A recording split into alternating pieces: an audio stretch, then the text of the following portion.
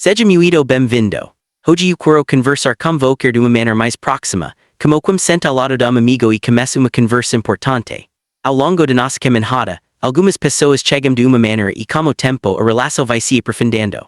Alguns começam como pacientes, outros como alunos, mas existe algo que pode nascer no caminho. Uma relação de confiança, de aprendizado e de transformação.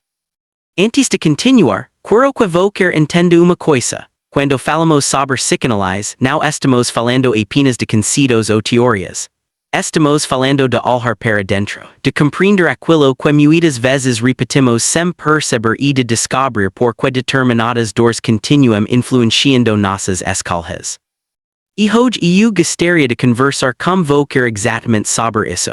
Por que psicanálise? Porque ela ocupa espaço tão importante na minha vida. Porque eu uso essa lente para analisar tantos assuntos, desde questões atuais até temas ligados à ansiedade, depressão, comportamento e as relações humanas. Porque, para mim, a psicanálise é acute uma lente poderosa. Uma lente que nos tira da miopia do cotidiano, das nossas crenças, dos nossos traumas e das interpretações que construímos ao longo da vida. Ela nos permite enxergar pouco além. Eu acredito muito nessa ideia de miopia. A gente nasce como desginjac Rousseau como uma espécie de tabula rasa. Nascimos sem as marcas que depois a vida vai construindo. E quando eu digo nascer, estou falando desde o momento de concepção, quando o espermatozoide e óvulo se encontram e começa todo o processo de formação. A partir daquele momento, uma história começa a ser construída. Não apenas uma história genética, mas também uma história epigenética. O ambiente começa a nos moldar, o útero a forma como essa gestação acontece, aquilo que está acontecendo ao redor, a relação entre nossos pais, a condição social e tudo aquilo que acontece durante esses meses. Durante a vida, esse molde continua sendo construído. E aquela alma que era límpida que tinha clareza vai ficando marcada. Talvez você saiba que a miopia é acute problema que reduz a nitidez de visão. A pessoa continua enxergando, mas não enxerga com a mesma clareza. E eu gosto de pensar que algo semelhante acontece com a nossa vida interior. Nossa alma pode começar como uma espécie de clareza, mas, conforme passamos por histórias, traumas e contextos diferentes, começamos a enxergar algumas coisas de maneira torta, fosca ou acinzentada. E eu espero que, em algum momento de sua vida, você encontre uma lente capaz de devolver clareza à sua alma.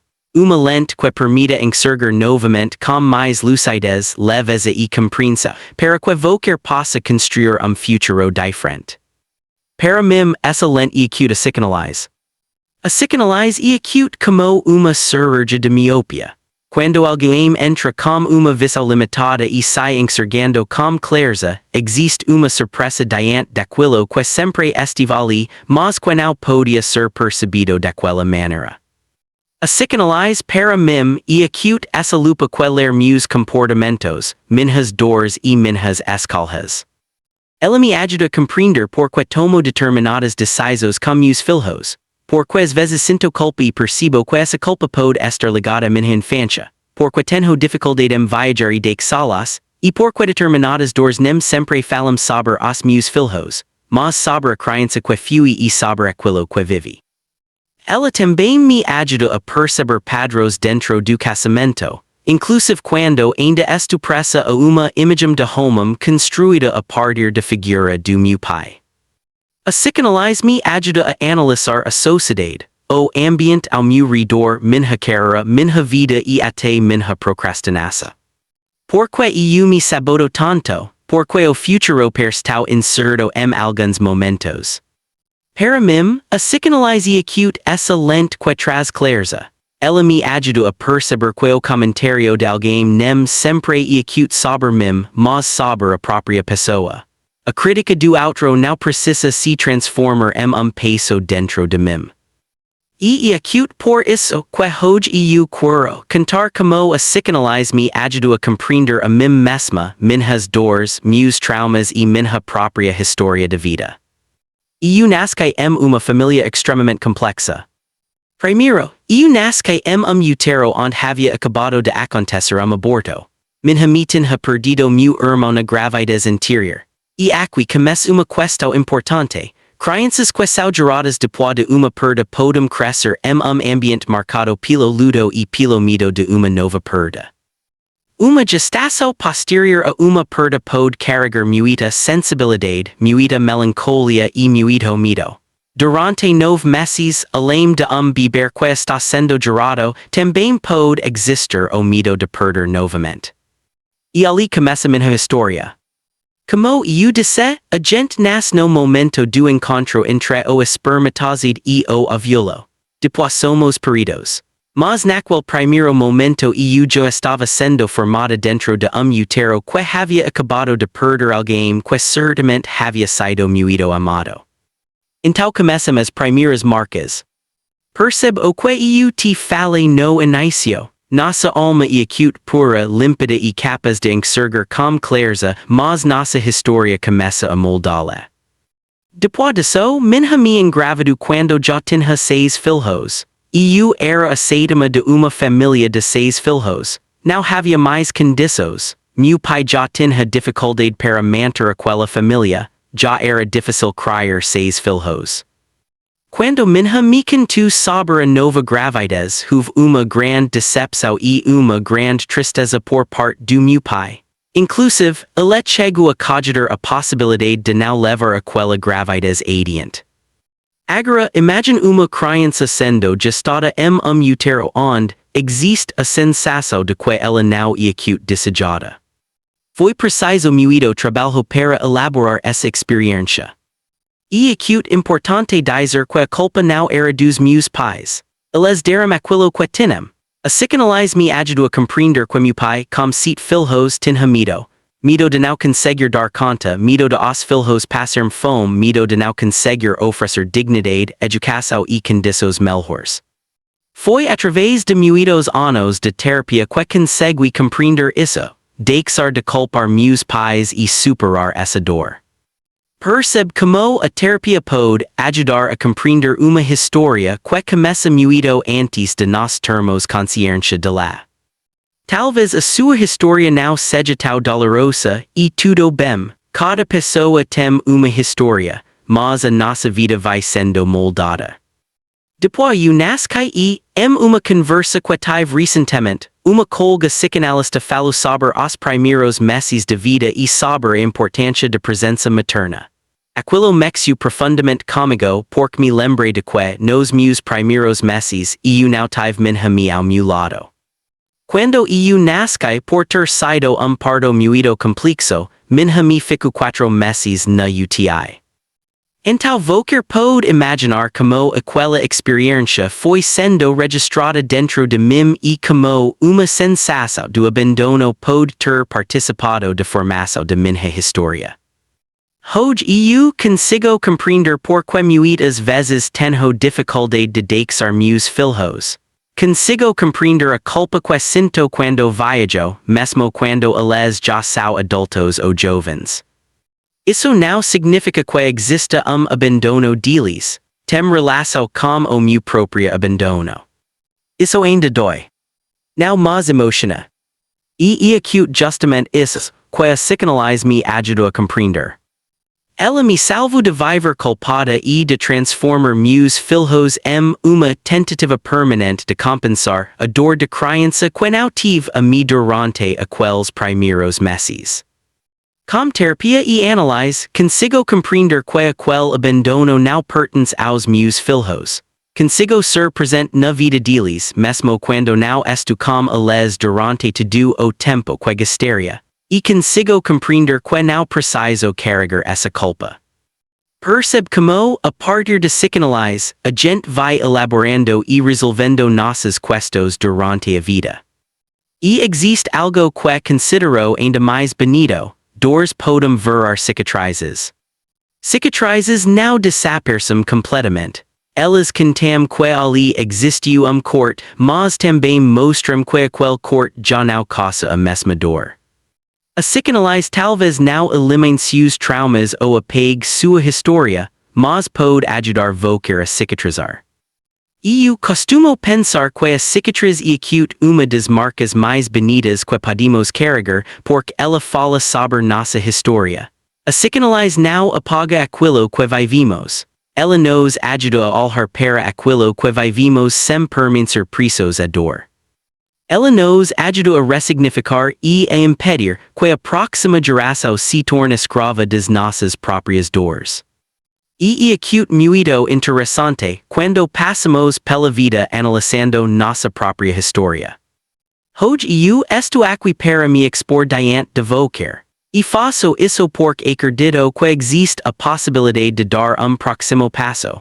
Podemos deixar de ser apenas conhecidos ou companheiros de rede social e começar uma caminhada basada em compreensão e transformação. Nossa história começa quando decidimos olhar para nós mesmos. Hoje, quando falo sobre psychanalyse, quero mostrar também como ela entra na minha própria vida. Meu primeiro contato mais profundo com a psychanalyse aconteceu durante a faculdade. Minha graduação e acute em filosofia. E na filosofia estudamos inúmeros autores e diferentes maneiras de compreender o ser humano. Comecei a perceber que havia algumas coisas que a filosofia não respondia completamente. Eu amo a filosofia. Talvez seja dos cursos mais difíceis que conheço porque estudei diferentes áreas e tive contato com muitos cursos. E por costumo dizer que a filosofia acute como uma grande estante enquanto os outros cursos são os livros, medicina, astronomia, matemática, música. A filosofia ler e conversa com tudo isso. E acute curso extremamente denso, mas enquanto estudava eu sentia que faltava alguma coisa. Faltava uma explicação que fosse além da lógica, além da razão. Foi então que, através da filosofia da linguagem, comecei a me aproximar de Lacan. Comecei a estudar Lacan e percebi que suas explicações faziam muito sentido, especialmente quando falávamos sobre o quanto nossa linguagem revela quem somos, sobre o poder de fala e sobre como ouvir a própria história pode ser restaurador. E aqui eu quero deixar uma pergunta para vocês. Quanto vocês realmente ouvem sua própria história? Quanto tempo vocês para escutar a si mesmo? Quanto vocês conhecem de sua própria biografia? Sua história foi construída pela narrativa dos outros ou pela sua própria narrativa? E eu gosto muito da ideia de construir a nossa própria narrativa. Porque durante muito tempo nossa história e acute contada em terceira pessoa. Foi minha mãe que contou como eu nasci. Meu pai, meus irmãos, meus primos e meus avós também participaram dessa narrativa. Muitas vezes, nossa história e acute construída a partir daquilo que outras pessoas disseram sobre nós.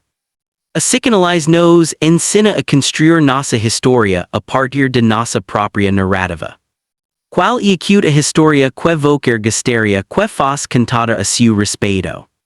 Foi que Lacan ganhou ainda mais significado para mim, porque ele falava sobre o poder de fala, de palavra e de escuta. Como sou eu segundo eu mesma? Qual e acute a história que vivi na infância quando sou eu quem conta? Se vocês pegar acontecimento de minha infância e pedir para me narrar, teremos uma narrativa.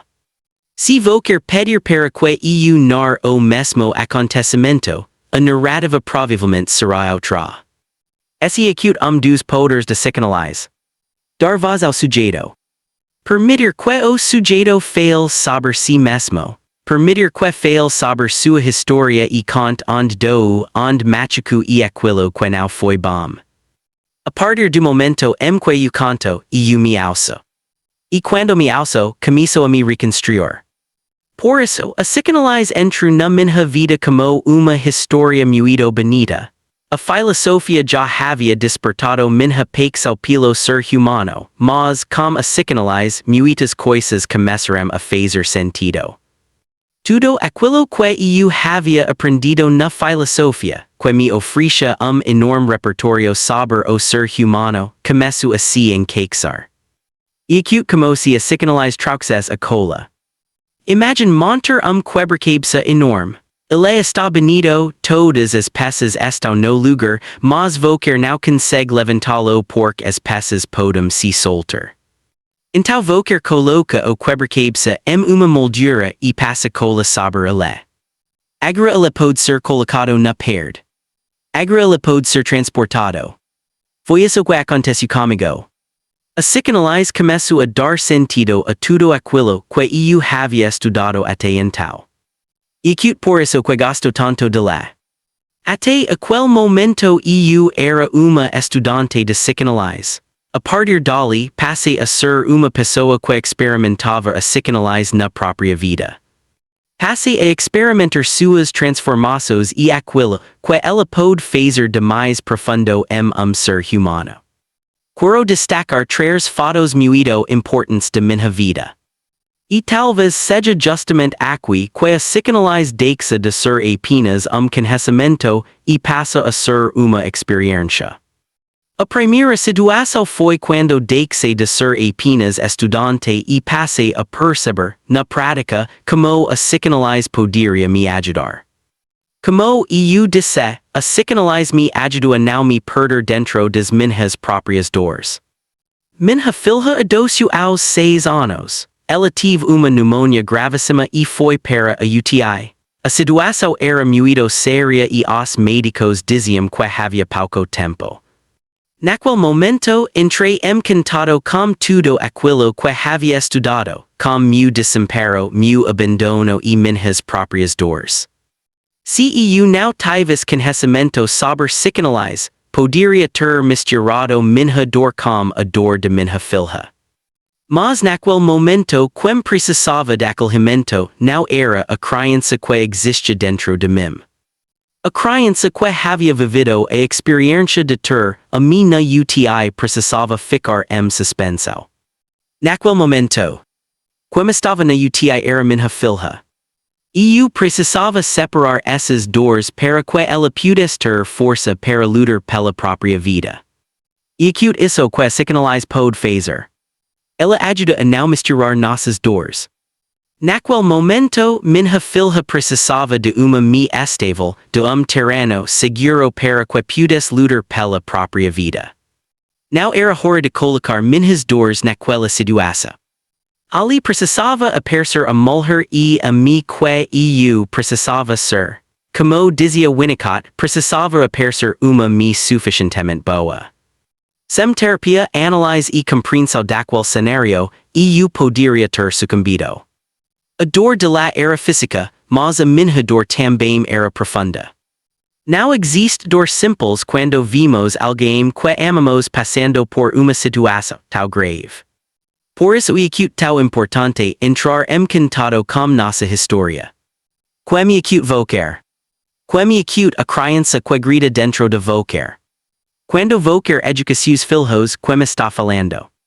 E o adulto que precisa estabelecer limites e oferecer segurança, ou e a sua própria crença ferida que está regindo. Quando vocer educa seus filhos, quem está educando? E vocer os suas feridas. E vocer os seus traumas. E vocer os seus abandonos.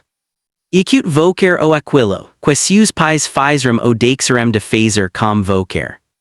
E para isso que precisamos olhar. Depois, graças a Deus, minha filha conseguiu superar aquela situação. A partir de nossa luta e de todo o trabalho que fazemos, houve uma reversão daquele quadro e hoje ela é saudável. Hoje ela segue seu caminho e, se Deus quiser, poderá também ajudar outras pessoas no futuro. Depois veio outro grande momento de minha existência, quando mais uma vez precisei entrar encantado com tudo aquilo que havia aprendido. Em 2021, eu estava no auge de minha forma física. Durante a pandemia de COVID, eu corria vários quilômetros por dia e me sentia muito bem. Eu sabia que poderia contrair COVID, como tantas pessoas estavam contraindo, mas não imaginava que meu caso seria tão grave. Fiquei muito doente. E mais uma vez apareceu dentro de minha família a expectativa de morte. Mais uma vez médico conversou com meu esposo e disse que havia uma possibilidade real de eu não sobreviver. Eu poderia passar dias cantando tudo aquilo que aprendi durante os 28 dias no hospital. Primeiro veio medo profundo de deixar meus filhos sem mim. Não era apenas medo de perder minha vida, era medo de que eles perdessem a mim. E precisei trabalhar muito a minha mente para permanecer firme. Lembro do dia que cheguei ao hospital estado muito grave com saturação baixa e o médico disse que poderia ser necessário avançar para ventilação mecânica. Eu sabia que precisava manter a calma. Ele me explicou que, se eu entrasse desespero ou ficasse extremamente ansiosa, minha situação poderia se agravar. Então precisei entrar contato com tudo aquilo que eu sabia e com toda a força que tinha para manter a calma o máximo possível. Passei muitos dias lutando para não precisar ser entubada. E somente eu sei tudo aquilo que precisei enfrentar internamente. As dores o desespero, a sensação de abandono. Mas também precisei olhar para tudo isso. Entrar contato com essas emoções e ressignificá-las diariamente. Se você estiver vivendo momento difícil, será que consegue cantar com alguém. Talvez você nunca tenha passado por uma experiência como essa. Talvez seus desafios sejam outros, sua rotina, seu casamento, seus filhos, seus estudos, suas responsabilidades. A pergunta é acute, se algum momento de sua vida você tiver apenas a si mesmo para cantar, você consegue cantar consigo. Eu me lembro de que nos primeiros dias meu marido não podia ficar comigo. O hospital estava cheio e eu precisava permanecer isolada. Você não sabe o que significa ficar horas sozinha enfrentando uma situação difícil. E ali eu só podia cantar comigo. Durante aquele período, os médicos faziam o que estava ao alcance deles, mas também existia uma parte que dependia de risco do meu próprio corpo. Então a pergunta continua sendo: se algum momento de sua vida você não tiver ninguém para cantar e só tiver você consegue cantar consigo. Muitas pessoas não conseguem. E acute por isso que a psicanálise pode ser tão importante. Ela nos coloca diante de nossa própria história, olha para nossas dores e nos ajuda a construir força interior para que possamos ser a primeira pessoa com quem conseguimos cantar. Você já percebeu o que acontece uma crise de ansiedade. Muitas vezes a primeira coisa que fazemos é acute procurar alguém para ficar perto, porque passar por momento assim sozinho pode parecer insuportável. A grande pergunta é acute, se hoje você não tiver ninguém por perto e precisar cantar consigo, você consegue. Existe uma única pessoa que estará com você durante toda a sua vida, você.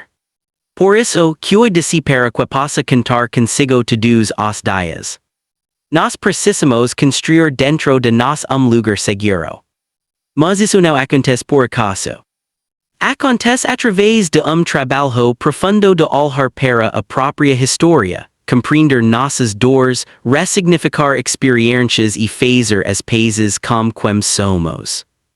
A proposta de psicanálise é acute justamente essa. Olhar para aquilo que existe dentro de nós e compreender o que precisa ser transformado.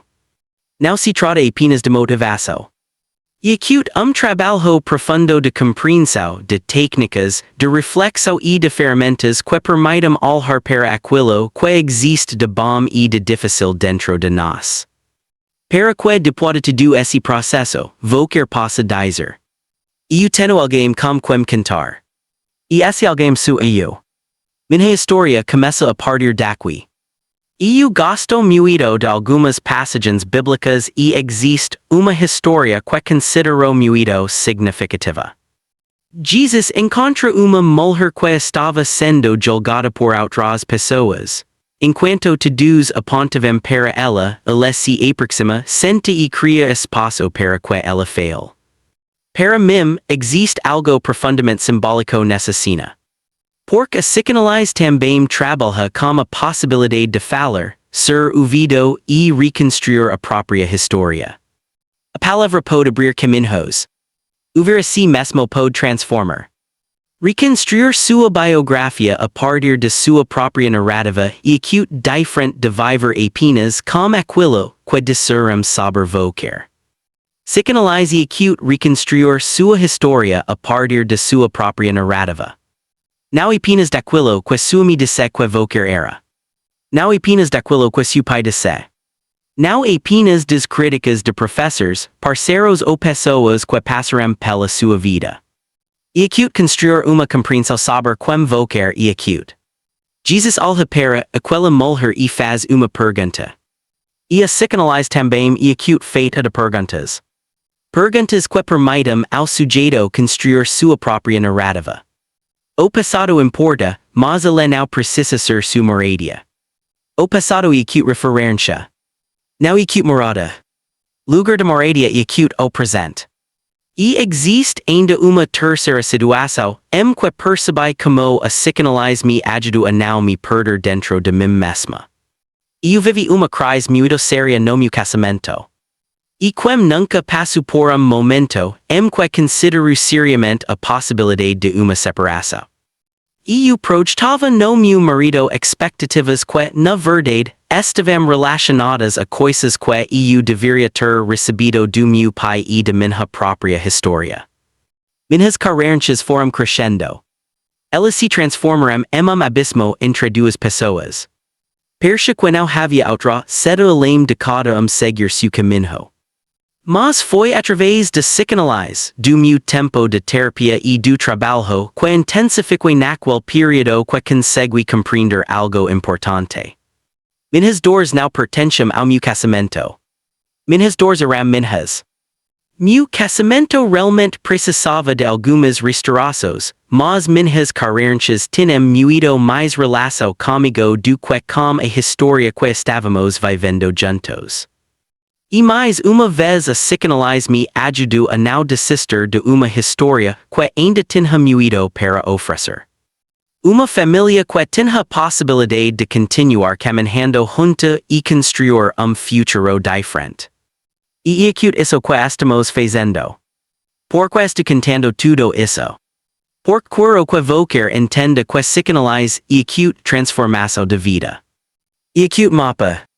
E acute como receber guia que ajuda a enxergar determinados caminhos. E acute olhar para a infância dos seus filhos e compreender o que precisa ser observado para que eles possam crescer de maneira mais saudável. E acute compreender melhor o comportamento humano e a própria alma. E quando vocar entende melhor aquilo que está acontecendo, começa a tomar decisões com mais consciência. Psychanalyse e acute lupa. E acute diminuir a miopia. E acute aprender a enxergar a vida com mais clareza e lucidez. E eu gosto muito de voltar a metáfora de miopia. Existe algo muito bonito na sensação de alguém que passa a enxergar claramente aquilo que antes parecia distante ou confuso. E eu decido que vocar também possa experimentar essa clareza. Que consiga enxergar o que pertence a vocar e o que pertence ao outro. Que consiga retirar de suas costas aquilo que nunca foi realmente seu. Na vida, podemos viajar carregando pouco ou podemos carregar peso enorme. Imagine uma bicicleta. E acute muito mais simples viajar com pouca carga. Agora imagine caminho enorme tentando fazer as mesmas curvas, atravessar os mesmos lugares e carregar tudo aquilo que acumulamos. Entrar no mundo de psychanalyse pode significar começar a retirar das nossas costas cargas que não são nossas. E posso dizer que muitas das cargas que carregamos não pertencem realmente a nós. Muitas dores, expectativas e frustrações foram colocadas sobre nós ao longo da vida. Por isso meu decido para vocar e acute simples. Leveza. Gentileza. Compaixão. Menos peso. E eu quero terminar com uma passagem bíblica que considero muito bonita. Jesus tinha grande amigo chamado Lázaro. Jesus estava longe quando alguém chegou e disse que Lazaro havia morrido. E então aparece uma das frases mais curtas e conhecidas da Bíblia. Jesus caro. Quando Jesus soube da morte de seu amigo, ele correu e depois foi até Betânia, onde Lazaro já havia sido enterrado. Quando chegou, encontrou pessoas desesperadas. As irmãs de Lazaro disseram que ele havia chegado tarde demais, já haviam passado dias. Até aquelas pessoas que estavam próximas e amavam Lazaro já não acreditavam na possibilidade de uma nova história. Talvez algumas das primeiras pessoas a duvidarem de vocar sejam justamente aquelas que estão ao seu redor. Talvez alguém diga: "Quello que acute essa? Para que mudar? Para que olhar para dentro?" Talvez pessoas que deveriam apoiar vocar sejam as primeiras a dizer que não existe mais o que fazer. Talvez vocar mesmo pense: "Já não dá mais tempo. Já passou. E eu deveria ter começado antes. Minha história já está definida." E talvez vocar olhe para sua vida e pense que algumas coisas não podem mais ser reconstruídas. Mas existe uma diferença entre aquilo que aconteceu e aquilo que ainda pode acontecer. O passado é acute referência. Não acute moradia. Vocar não precisa viver para sempre dentro daquilo que aconteceu. Jesus não ficou preso, a desesperança das pessoas ao redor. Ele foi até o túmulo. Para diante dele e chamou: "Lazaro, venha para fora." Era isso que precisava ser feito. Lazaro, venha para fora. E Lazaro saiu. A pedra foi retirada e ele saiu daquele lugar. Essa imagem e acute muito poderosa porque talvez existam lugares dentro de nós onde também permanecemos presos. Presos a nossa história. Presos aos nossos traumas. Presos às nossas dores. Presos a uma realidade que acreditamos ser definitiva. Mas talvez seja hora de ser. Venha para fora. Para a luz. Para uma nova história. Para o futuro. Para a vida. O papel de quem acompanha esse processo não é acute viver sua vida por vocar. E acute ajudar vocar a encontrar o caminho para fora. Depois, quando vocar sai, existem outras pessoas que podem ajudar a retirar as faixas, desfazer aquilo que ainda prende e construir uma caminhada diferente. Não é acute o fim. É acute o começo de uma nova caminhada. Esse é acute o ponto mais importante de tudo o que eu queria dizer. Sua história não termina naquilo que aconteceu. Sua história continua naquilo que vocar decide fazer a partir daqui. Vocar não precisa ser definido para sempre pelas suas dores. Vocar não precisa continuar carregando tudo aquilo que colocaremos sobre vocar. Vocar pode olhar para sua história, compreender o passado e escolher caminhar de uma maneira diferente. Então, se existe algo que eu gostaria que vocar levasse desta conversa, e acute isso. Não dialogue com a desesperança. Não deixe que a sua mente determine que acabou antes mesmo de vocar tentar. Não transforme o passado em moradia. Use o passado como referência. Olhe para ele, compreenda-o, aprenda como ele e depois volte para o presente. Porque acute no presente que sua próxima história começa. E talvez vocar ainda não saiba exatamente como será essa nova história. Tudo bem. Vocar não precisa saber tudo agora. Precisa apenas dar o primeiro passo. Precisa apenas decidir que aquilo que aconteceu não terá o poder de determinar tudo aquilo que ainda pode acontecer. Vocar pode ser. Pode respirar. Pode olhar para frente. Pode construir uma nova narrativa. Pode aprender a cantar consigo. E pode começar uma caminhada mais livre. A partir daqui não é acute o fim. É acute o começo. Que vocar consiga retirar de suas costas aquilo que não pertence a vocar.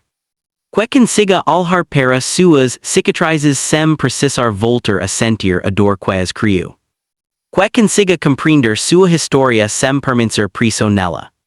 E que, acima de tudo, consiga olhar para si mesmo e dizer: Eu ainda estou aqui. Minha história continua. E eu passo escolher o que farei como próximo capítulo. Esse é o convite.